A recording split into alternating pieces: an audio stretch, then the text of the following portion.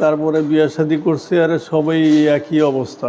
ওর মাটা একটু সরল সোজা ছিল, ওই সুযোগ পাইছে আর কি, কিছু বলতো না। ওই যে মানে একটা শাসন যে করতো, ওই জিনিসটাই ওরা পায় নাই। ওরা যা খুশি তাই করছে। কলেজে পড়তো, ওই ছেলেপেলের লোক আড্ডা দিত, হ্যান এই করতো। পরে আমার যখন হার্ট অ্যাটাক করি, তখন আমার প্রেস মেকার লাগে। প্রেস মেকারের দাম হইতো অনেক টাকা।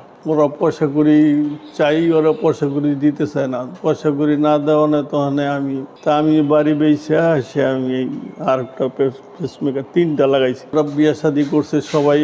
এখন তার পরিবারগুলি বলছে, দেখো তার বাড়ি নাই, কিছু নাই, তাকে আমরা এইভাবে রাখতে পারবো না।